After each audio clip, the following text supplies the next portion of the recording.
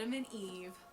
Once upon a time, there was a magical garden called the Garden of Eden. And in this garden, there lived only one person, Adam.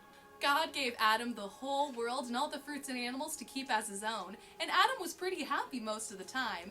He could leave the toilet seat up, get to relax all day, and come home at 4 a.m. without finding all of his shit thrown out on the porch. But it didn't take long for Adam to get bored of this lifestyle. Moreover, none of the animals in the garden was a suitable companion for him. And believe me, Adam tried to find a companion. Goats, donkeys. The best companion Adam could find was an elephant's trunk. This is when God thought it might be a good time to intervene. Whoa, whoa, whoa, Adam! What are you doing in my name? Damn! Said God. Adam told God he was lonely, and God was like, "Say no more, son. Have I got the thing for you?" And with that, God grabbed Adam and tore out one of his ribs. Ow! Jesus Christ, what are you doing? Adam screamed in pain. Jesus Christ, God thought pensively. I like that name. And then Adam looked up and saw Eve, and she was gorgeous, and naked too, and neither of them cared at all. This was the original season of Dating Naked. Eve thought Adam was alright. I mean, he had a great body, but he was a bit of a fixer-upper for sure. For starters, he was super egotistical, and he acted like he was the only person in the world. He was also telling her what to do all the time. Like when Adam told her she could do anything she wanted to do, except for eat the apples from one tree.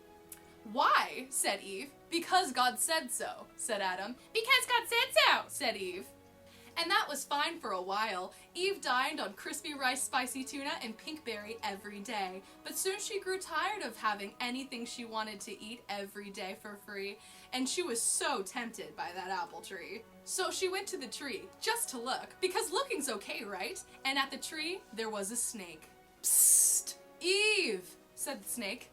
Eve looked all around, but she didn't see anything. No, over here! I'm sticking my tongue out at you. Can you see me now? Oh, said Eve. You're a snake. What? I don't know, replied the snake. Adam always called me a danger tube. Here, have some fruit. But God said not to, said Eve.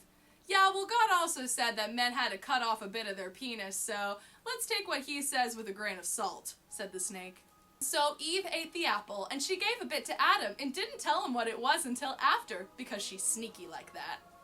But then they got all self-conscious about being naked, so they built clothes out of fig leaves. Suddenly, there was a flash of lightning and a clap of thunder, and God appeared before them. "You've got to be freaking kidding me," he said. "Which one of you ate the apple?" Adam immediately pointed at Eve. "There was one thing I told you not to do. One thing," he said.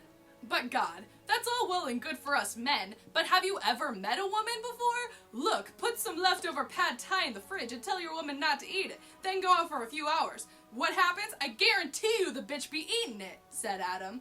Now God knew that Adam had a point, but he couldn't back down from his threat or else he would look like a candy ass, so God forced Adam and Eve to work for a living.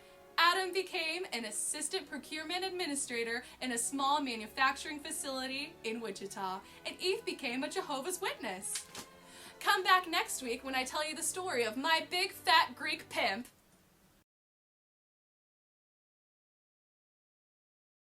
The land of Fairy Tale Fridays, there was a ride-sharing service called Fuber.